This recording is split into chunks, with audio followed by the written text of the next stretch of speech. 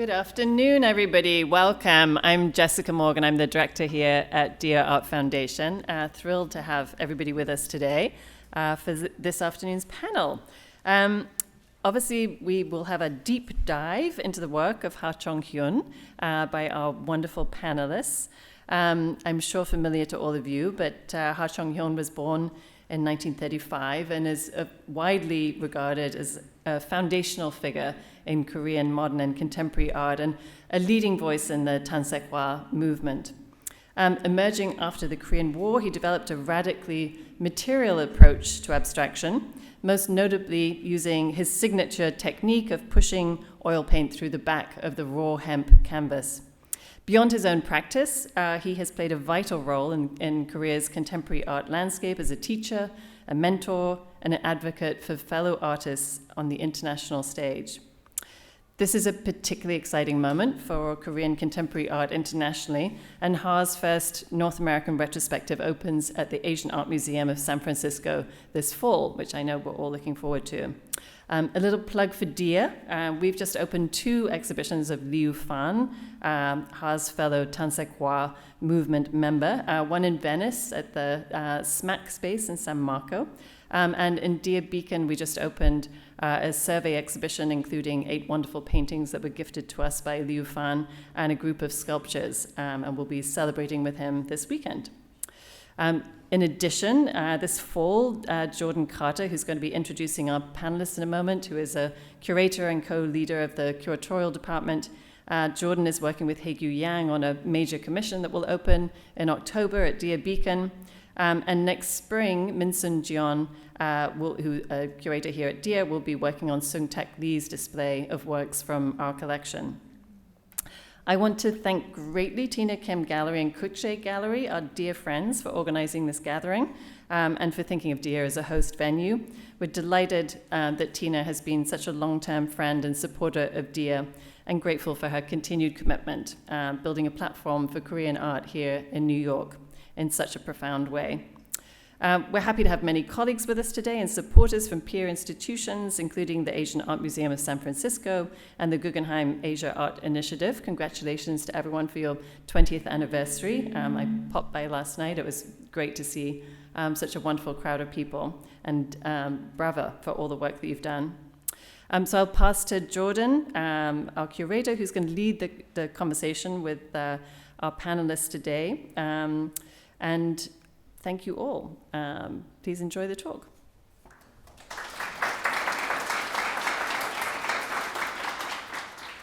Thank you, Jessica. And thank you, Tina Kim Gallery and Kukje, for organizing this event here this evening at Dia Chelsea. It's truly a pleasure to moderate this conversation on Ha Chong-Hyun with such an esteemed panel of curatorial scholars. So I'll begin with some brief introductions before we begin our conversation.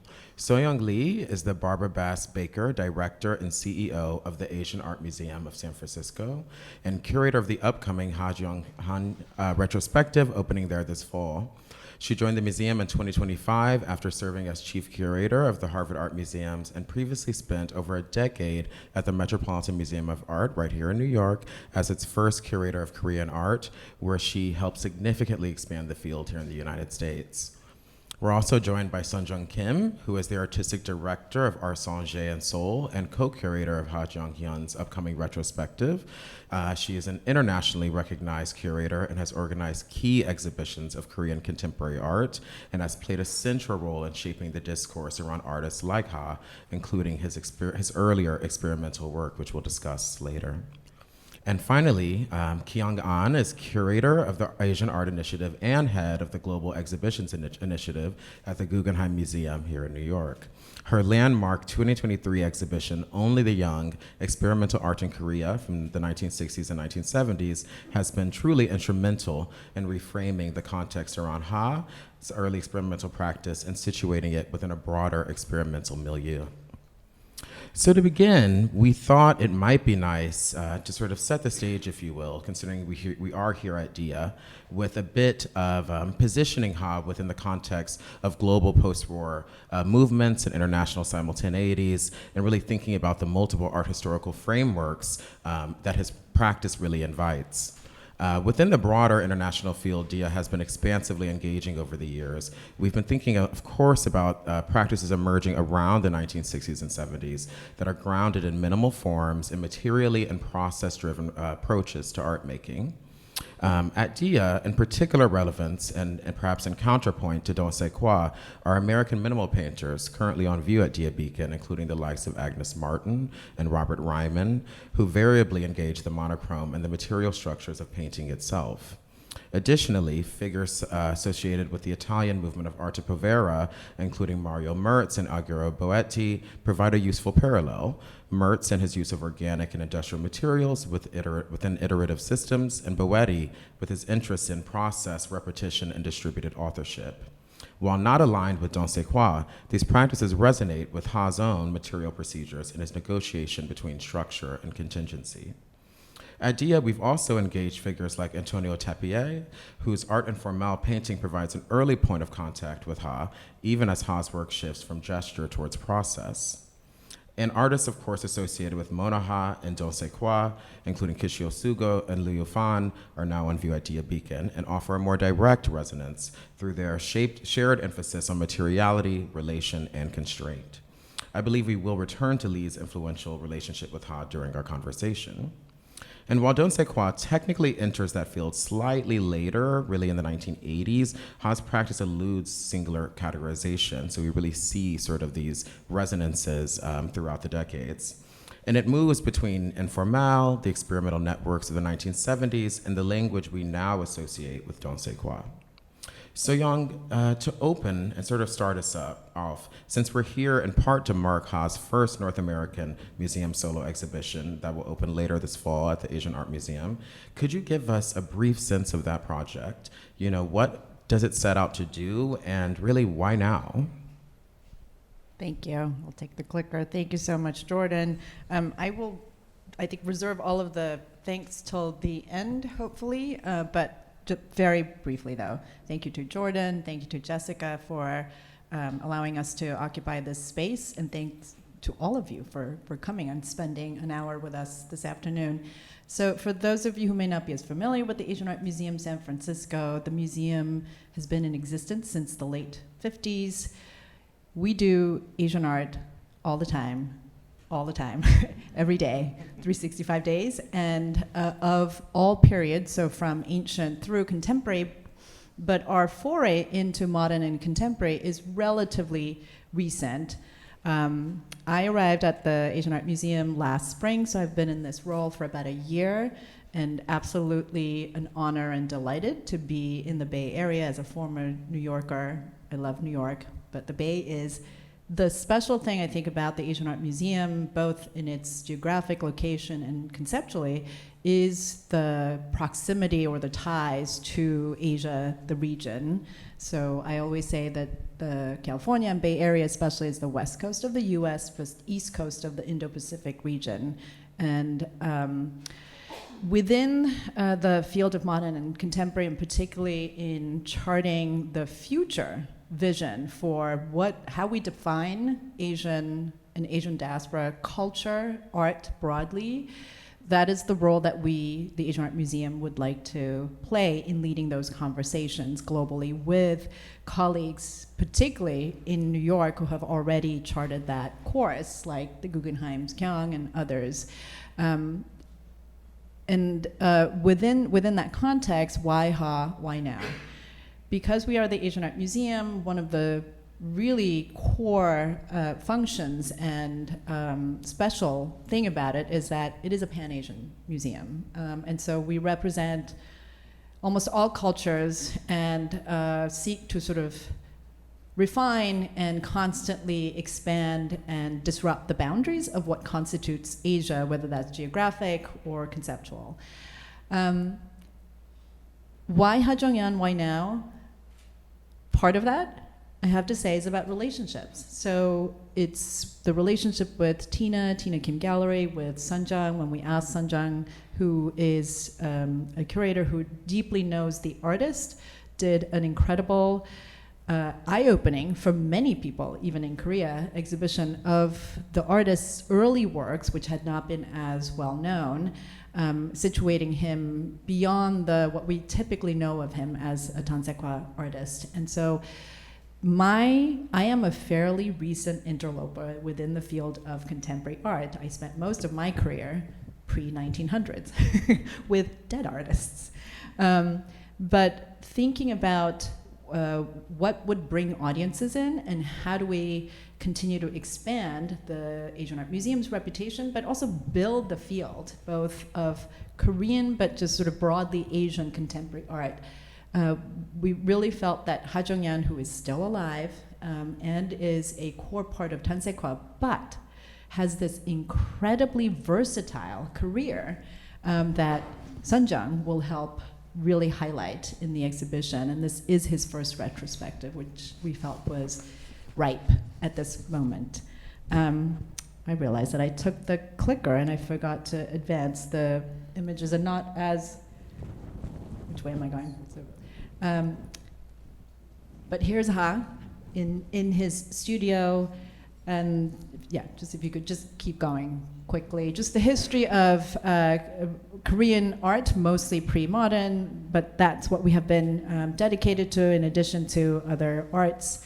And for me, what is important about this show is not only elevating or really highlighting his position within Korean modern history, modern or contemporary, but actually helping us all to think about what is his role and the role of Korean contemporary movements within the global field, as you just pointed out. So I'll end there so that we can jump into the conversation. Can I add something to that? It should be. I think it should be. Okay. So I did the Only the Young exhibition back in 2023. When I think about it, I still don't know how Nancy and Richard agreed to do this exhibition at the Guggenheim, but it made sense for us. And then, but after that exhibition, I think a lot of people asked, like, what's next, right? We did this exhibition that's looking, really historicizing this moment that has not been well known outside Korea, but also even within Korea, it's only very recently been historicized. And what was really exciting for me to hear about this solo exhibition is that at the Guggenheim also, we were saying the next stage, really the next chapter should be more solo exhibitions. Because at the Guggenheim, we've done the, Only the Young, before that, Gutai, which was, Alexandra Monroe. Are you here, Alexandra? Such a seminal figure who's led the Asian art programming at the Guggenheim. We did the Gutai with, looking at Japanese art, post-war period, and then art in China after 1989. But these were group shows. And I think there is something important in holding a space for solo exhibitions for these artists to really study their practice from beginning to end. And I'm so glad that, I'm jealous that you're getting there before me. We just move at a pace of a dinosaur. But, I think it's so important, and it's really remarkable that you are, starting your leadership with these solo exhibitions, especially of a historical figure like Ha Chong-Hyun. Thank you. I think that's a great place to start with our first question, which really is thinking through your various institutional engagements with Ha. Over the past decade, Dansaekhwa has really entered the international institutional landscape and discourse in a much more sustained way. And that's through the exhibition, scholarship, and moments like the 2015 Venice presentation, co-organized by Tina Kim Gallery and Kukje. As you've sort of variously mentioned, each of you has engaged Ha's work in distinct institutional contexts. Kyung through Only the Young at the Guggenheim, Sunjung through your program at Sonje, as well as Soyoung through the upcoming retrospective at AAM. And you've already spoken a bit about what drew you to Ha in each case, but I'm curious about what does his work allow you to articulate or reframe within your respective institutional contexts? You've already sort of answered the question, but maybe you have a more of a focus or pointed way of responding to that. In terms of Ha, so I joined the Guggenheim in 2015, And one of the first things that I was tasked to do was to work on acquisitions. And at the time, the Samsung Foundation of Culture had gifted us two amazing works, one by Ha Chong-Hyun and one by Park So-bo. And I was told to, I think there was already some kind of a curatorial report that was drafted, and I was told to read through it and edit it. And the work is the work that's now currently in our collection, Ha Chong-Hyun's 1973 work, with the barbed wire on actually, it's not burlap, it's jute. That work was described in the context of Dansaekhwa. And, you know, I do my homework, and I'm like, no, this actually is part of the experimental art period of his career and his practice. So I started amending the curatorial report, and that's really kind of the beginning of the Guggenheim's relationship with Ha Chong-Hyun, and that made me actually think about the experimental art exhibition at the museum, which eventually opened in 2023. So there's a little bit of a background to how that particular work came into our collection and what it meant for us.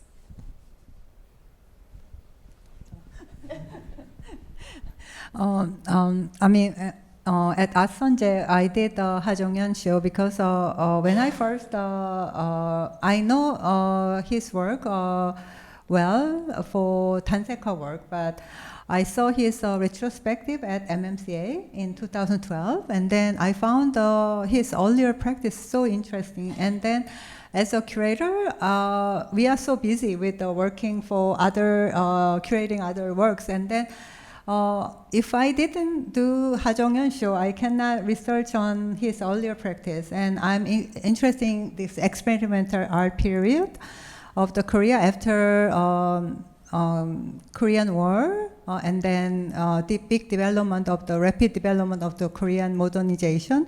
That time, how artists are reacted with this social change and political changes. So that's why I started to look up to Ha Chong-Hyun's archive, and then to talk to him about the work, and so it took 13 years, 14 years to make his show, and it was a really interesting way to learn about his practice as a curator. And for Art Sonje, actually we are more working with emerging artists and not with this established artists much. And like when we had a Liber show in 1998 and Dohoso in 2003, Kusama 2004, so a more earlier practice of the artists we work with, but Ha is special for us to have his show at Sonje. Yeah.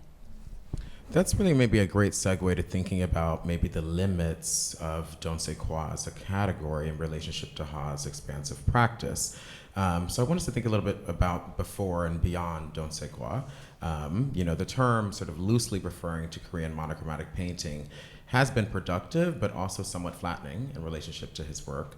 So in particular, Sunjung and also Kyung, you both have delved so deeply into Ha's early work and his involvement with the AG group and the experimental climate of the late 1960s and 70s. So I'm hoping we can talk a little bit more about that sort of dynamic moment specifically. Sort of who was Ha in that context? Who was he in conversation with? What did that network of artists look like, and how did that sort of inform his practice and what was possible?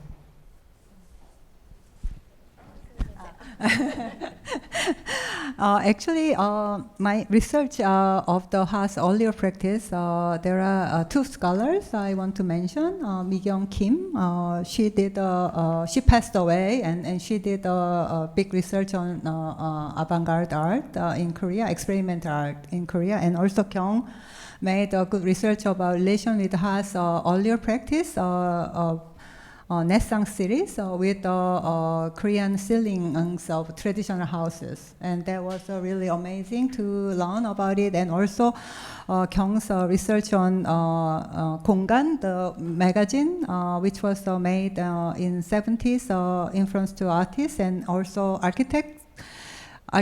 architecture, and this magazine is research on urban development, and that was a big impact for the artists in that time. Also, there are one critic, Lee Il. He was studied in France and came back to mid-60s to Korea, and then also artists cannot travel that time in Korea because of the government is not allow normal people to travel outside of Korea. It's very different from now, and that time Lee brought the new idea of the contemporary art to the artists in that time, and then many artists like Park So-bo and Ha Chong-Hyun got big influence from him to learn about what is going on, and then also some Ha Chong-Hyun made avant-garde association, and then not only artists but also critics are involved, and they had artists also involved and translated important texts to the from French or English to Korean. So there are some articles in AG magazine. They translated to learn about what is going on internationally. And yeah, I mean, I would say so. You know, Ha studied at Hongik University, where he taught for a long time afterwards. But you know, in the 50s, 1950, just setting the scene, 1950s. Abstraction is really the fashionable thing to do, and I loved seeing Ha's early informel works, you know, the late 50s and early 60s. But then he becomes part of this group, Avant-Garde Association, which is founded in late 1969 and is really only active for 5 years. But like Sanjeong mentioned, their output is incredible because it's a group of artists who are not unified by an aesthetic, but by the ideas and the conditions in which they're working. So they're very stimulated by what they're reading in magazines, in print materials. They're stimulated by information that other artists are bringing from overseas and sharing. They're stimulated by what is going on around them, the rapidly urbanizing landscape of Seoul and the country at large. And then there's the trauma and the memory of Japanese occupation and the Korean War. So that's kind of the scene. And so during the Avant-Garde Association period, Ha really embarks on this material experimentation, I would say immateriality. And the Avant-Garde Association is so important because even before they made an exhibition as a group, they put out this journal, I think 2 journals before their first exhibition. And so in all, they end up printing 4 journals and then doing 4 group exhibitions together. And I love it's hard to call them catalogs, they're kind of like brochures that they created.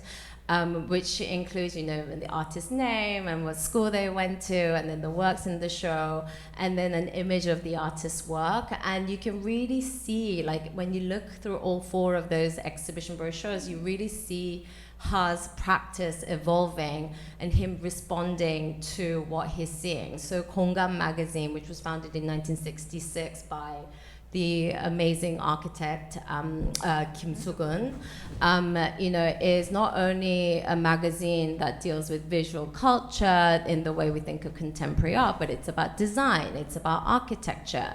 They had, an article on the new Whitney building, on, the Breuer building. They had articles about urban design in Seoul. And you can see all of that feeding into Ha's practice during this period. So, yeah, I would say it was a confluence of all these things that come together. And really, kind of influence and impact Ha's practice at the time.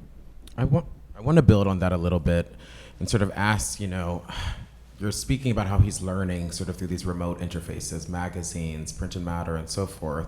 And Ha's travel was relatively limited at this time, but clearly, as you say, he was in close dialogue and really watching and following international developments.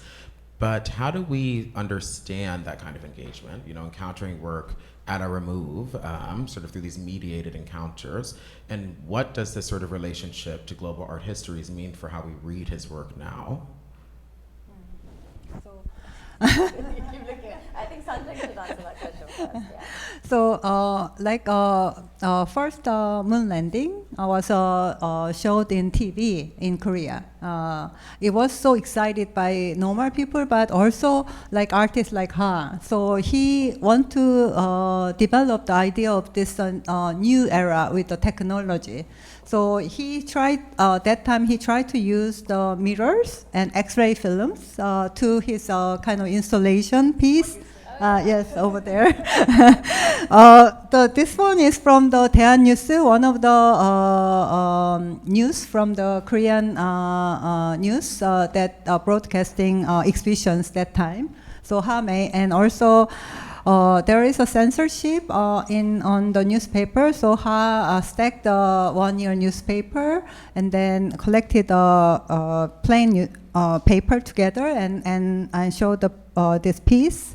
So this kind of new technology also impacted Ha to make the new work. And also that time in Korea, the printing is a new technology, methodology to make a new way of making art. So he used that, and also he got to know about the using daily materials like cement and rope and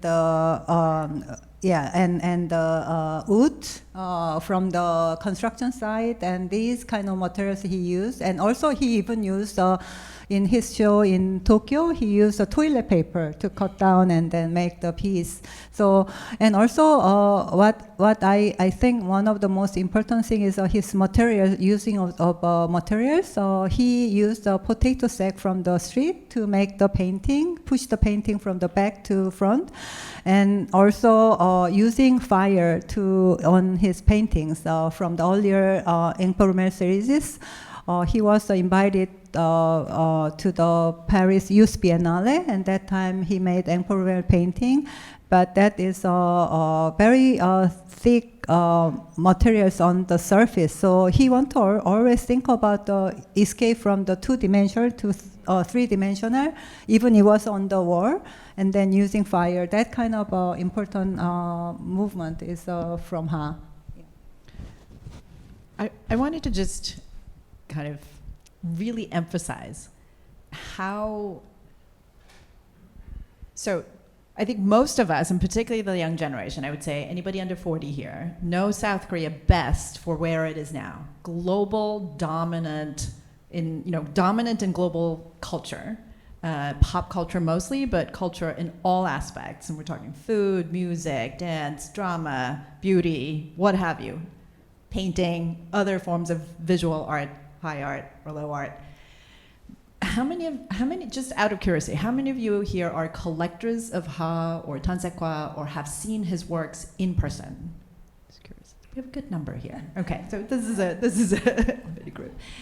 But for those of us for us all now, who know Korea in this moment, the period that Ha first started his artistic life, so we're talking 60s and even 70s, late 50s, 60s, and 70s. Radically different moment. And I think that's partly what we want to be able to show. That narrative is so important, not only for Ha the artist, but really to understand Korean modernism and where Korean contemporary art and culture is today, to really re-excavate. Because I think it's mostly not on the surface, right? Because the current successes of South Korea, economically and culturally and even politically, socially, is so dominant.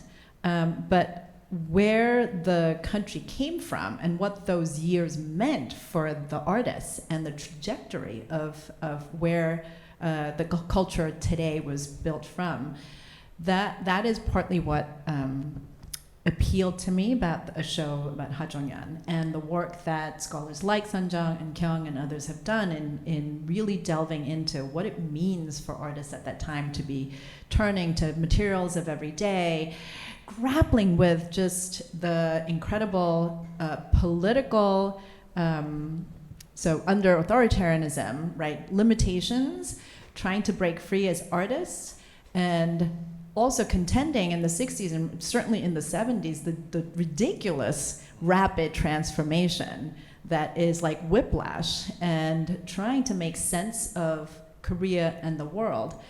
What I found really interesting was, particularly with Ha, that he really didn't, as you were pointing out, travel as much as some of the others, like certainly like Liu Fan, and that his understanding of the world beyond Korea was mediated, as you said, but that it nonetheless turns up so in such interesting ways in his works. To go back to Jordan, your question, I mean, and to kind of respond to you, Soyoung, is print media so important at the time, and I shun the word influence because there are all these connotations with it, but it's more about artists at the time looking for a new visual language that can adequately express what they are going through and what they are seeing and what they're experiencing. So we've just kind of talked about Ha in the context of the Avant-Garde Association, but at the time there were other experimental art movements, groups popping up, like the Space and Time, group, or of Lee Gun-young and doing performances and thinking, through Heidegger, etc., or the Union exhibition of young Korean artists, in 1967, where they're really responding to, ideas of anti-art and happenings and staging the first performance art in Korea. Artists are looking at fluxes. Like they're not like, it's not a linear one-to-one response. It's more of a search for a language that can kind of help them work through the conditions and the material and the political and the metaphysical, existential reality of being an artist at the time, and also being a young person. I love these photos because they're also young, and you forget they're young, right? They go to school, they all have young kids, and I love the letters that they write to each other because they're talking about, oh, how's your wife, how's your child? And they're just young people trying to figure out, what do I do, where do I belong in this world? And not only within Korea, but within the global context. So they really are interested in figuring out, what is contemporary Korean art? As a contemporary artist, as a Korean artist, where do I fit into this larger global context? That's why the Paris Biennial is so important. That's why the Sao Paulo Biennial is so important. That's why Japan as a platform is so important. And so I think he's grappling with all these questions during this very highly productive period, and that's what makes his art so interesting for me personally. So, you've really elaborated on how his imaginary and the artists working at that time was in no way siloed. They're really thinking expansively, globally, even at a remove. And so I want to talk a little bit more about this transnational exchange. And you brought up Japan. So in particular, I'm curious to hear more about the relationship or the influential sort of dialogue and collaborations between Liu Fan and Ha. As we all know, perhaps Liu Fan's writing really shaped the critical framework around artists at that moment and really connected Korean artists to Japan. So I'm curious to hear a little bit more about how that unfolded between the two of them.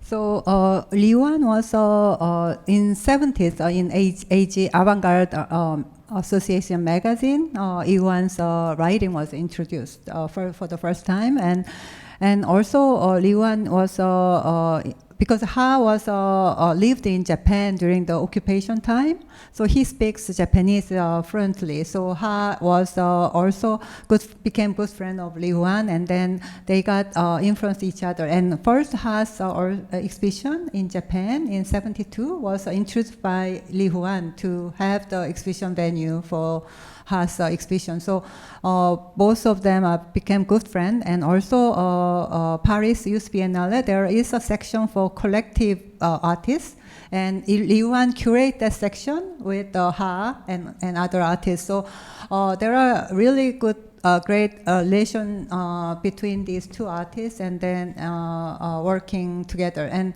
Ha's earlier work is more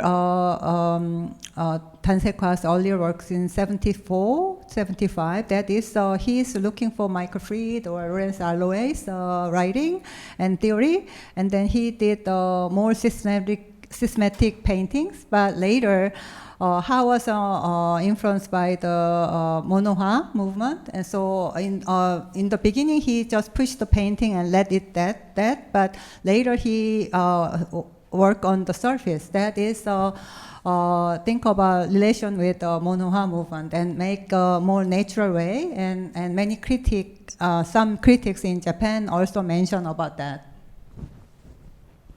Yeah, and I mean, Liu Fan, we cannot, overstate how important he was, I think, for many artists. So the Avant-Garde Association Journal, the AG Journal, I think in the 4th issue, they translated parts of In Search of an Encounter, not the full thing. But I think before that, a translation of it also had appeared in the Hongik University magazine, like a periodical. Yeah. In another form. So translations of Lee's writing that's been so philosophically foundational for monoha was available to the artist, and all the artists acknowledge how important his theories were. And then Liu Fan has his first solo show in Korea at Myeongdong Hwarang in 1972, I think. So Liu Fan is such a pivotal figure, and like Sancheong mentioned, in 1971 for the Paris Biennial, together with Kim Gurim and Ha Chong-Hyun, Liu Fan submits this collective title term relational term, which is like his titles. So that's I think you can see really the relationship, the close relationships and affinities they found in kind of a search for this language. And if you look at the Kyung An, the Space magazine article, it's just a one-pager, maybe here, on that 1971 biennial submission. Ha's work is like these, what are they, like concrete bags that he had put, cement bags that he put liquid cement and then it hardens, so it kind of like shrivels up. And then Liu Fan is the work that was reconstructed for our Liu Fan retrospective at the Guggenheim. And then the Kim Gurim work, which is actually 2 pieces of cloth that's of the same a square shape and size with a tree trunk in between. The artist actually gifted us that work as well. So that 1971 biennial is such a special, I think, moment for us to acknowledge the special kind of exchange of ideas and close working relationship of these major actually figures. And Kim Gurim is such a major figure. These artists working in and out of Korea.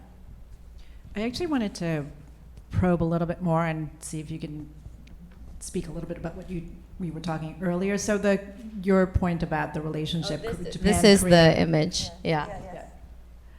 The Japan-Korea relationship, as everybody here knows, is extremely complicated and is reaches back far in history. But even in the modern period, because of the colonial history, 35 years of it, there's still sort of repercussions and resonances now, but complex because both positive and still sort of some of those negative things as well. But could you say a little bit more about the lingering, I guess, even in the 70s when they were having the shows in Japan and in Korea, but particularly the Japanese critics' take on the Ha and his contemporaries? So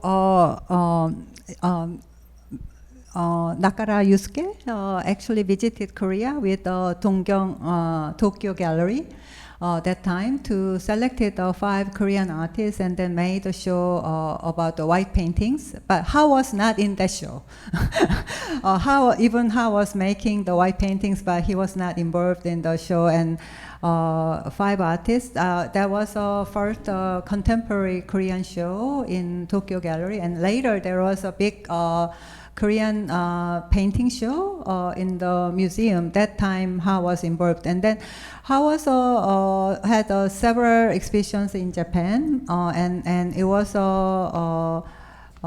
introduced in the gallery, but the other way around is that time he had a show, and then he saw many exhibitions, important exhibitions in Japan, and brought this idea back to Hongik University, one of the most important art university in Korea, and then gave this he reported what he saw from the Japan, and let students and colleagues know about this movement. And that's the relationship on that time through the writing, and also introduce work through, because we cannot do exchange exhibition like now to show the work. So only like hearing or reading about the exhibition. That is, and then the translation between these reading and information, it makes different ideas. Through the different creative ideas, and that makes a very interesting impact to the artist. So I want to return us to the upcoming retrospective this fall at the AAM, and having discussed really this diversity of materials, diversity of affinities, both independent and collective, and the various transnational exchanges that have informed his expansive practice in the arc of his career. I'm so curious to hear from you, especially the two of you, about how you're thinking about structuring a full retrospective. What is your approach? Decisions around structure, sequencing, emphasis. How are you really thinking about how you're going to spatially or discursively position the arc of his career, and particularly how you will do that or contextualize that for an American audience? Such a great question, or great questions. I would say first and foremost, a Ha retrospective in San Francisco at the Asian Art Museum. My biggest, I guess the museum's core sort of driving force is how do we show this? How do we make a show that will bring in audiences? So as I tell my curators, fine and dandy, if the show is, the academic context, all of that has to stand, but if no one comes, what are we doing? And he deserves to be seen. So we've been approaching from the constant question of your average, hopefully sort of youngish audience in particular, who may only know or really know Korea mostly through current contemporary culture. How do we place this artist who brings such versatility and depth, hence the retrospective? And the other part about why retrospective of Ha Chong-Hyun versus maybe some of his other contemporaries, and particularly in Dansaekhwa, was particularly interesting for me is specifically that he went through so many phases, and even though he's best known today for his enduring conjunction series, that even within that, he's constantly reinventing. And so I thought that would really appeal to such a broad spectrum. And it was important for me, having seen Sunjung's show at Art Sanche, and understanding that his early experimental periods were not as well known, that we start with that, right? That we place that. And the other thing that is wonderful about this retrospective is that he's still working, and we will be able to debut some of his literally most recent, finished last year, this year, a couple of shows that have never been seen outside of his studio. But maybe I can let Sunjung say a little bit about the construction, or how we're thinking about the curating of the show. I made a show at LACMA 2009 with a contemporary artist called Your Bright Future that time. Which traveled throughout the US. Traveled to Houston, LACMA to Houston Fine Art Museum. And that time I found out there is not much information about behind the art scene. So it was misunderstood in the critic that time. So this time I want to make the more background information for the work to understand to Ha's practice, because of the Ha's practice actually resonated with the social political movement in Korea, and also how to connect it with the international art scene. So that was a kind of idea to develop this show. And then the second one, I want to talk about, Korea is that time far away actually from here, but also from the media. He got to know about what's going on internationally, and that impact to the work. So this, and also U.S. audience can learn about what's going on now through media, but they didn't know about the past. So I hope there is a better understanding about this through the exhibition. They can learn about Korea also. Your question, though, gets straight to the heart of the conundrum and the challenge for many museums in curating an exhibition, which is not a book. It is a visual and an experiential experience. And so while we're very aware of and concerned about making sure that some of that historical context is conveyed and is in there, you will not be walking into a show with heavy contextual panels, because who reads anymore in the exhibitions? And there's a lot of that knowledge that you can gain before. We're conscious of this is an exhibition where you can gain information through our website or other digital media to the extent that you want, and then you walk through the experiential part of the show itself, which needs to be consumed visually. You all have to come in and emotionally grab something from it, and then visually understand the arc of his life. And then there's other, particularly in the introductory area, we are building a timeline with images and some of the key events. But really at the very core is that we want people to come in, particularly those who are not yet collectors and those who haven't been exposed to his work, to walk in and literally say, wow, this is a man for decades have truly experimented with what is really the concept of painting, and has gone through the sort of the socio-political radical changes in his life, and at the same time was singular in his approach to how do you figure out life? How do we figure out who I am as an artist, and what do I create in that artistic movement? But really to walk away thinking, wow, that is an awesome work of art, and it lingers with me, and so I'm going to continually learn more about this artist, and hopefully it'll create a whole cadre of art lovers who will then go and find more of contemporary Korea, and more of why living artists are so important to our ecosystem. Can I add? Also, you should come to see the exhibition. I mean, we cannot say about the exhibition now because you have to experience the exhibition. So please come. The exhibition will be end of September to September 25 to January. Now I have not the exact date, but yes, all fall. So you are all invited to the exhibition.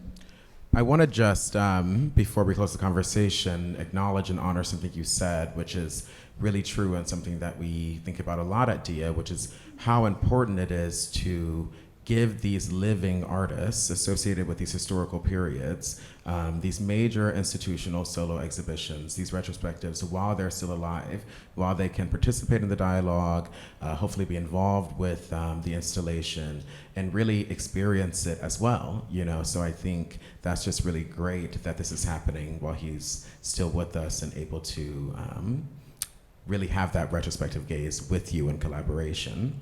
So with that, I want to really thank you all for this incredibly dynamic and really elucidating conversation. I know that I'm looking forward to the exhibition this fall, so I'm sure you all are as well. And before we close, I just want to do a little bit of shopkeeping and let you know that the new Rizzoli monograph on Ha is available at the visitor desk here at DIA, and also hoping you'll all join for the reception at Tina Kim Gallery, just 1 block away on 21st Street. And Pio Abad will actually be giving a walkthrough of the new Pasita Abad exhibition there. So there are so many amazing offerings to be had.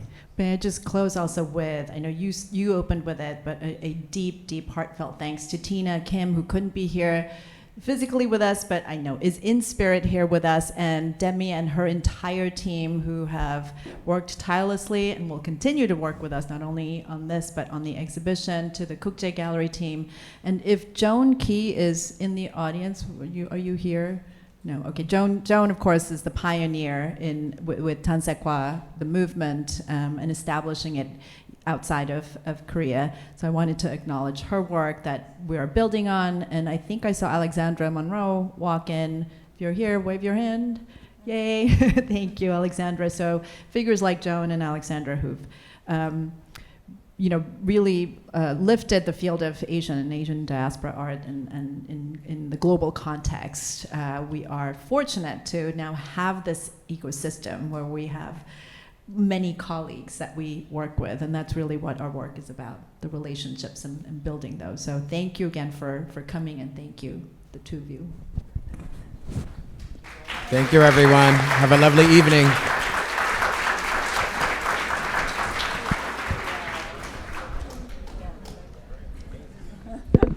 Thank you very much.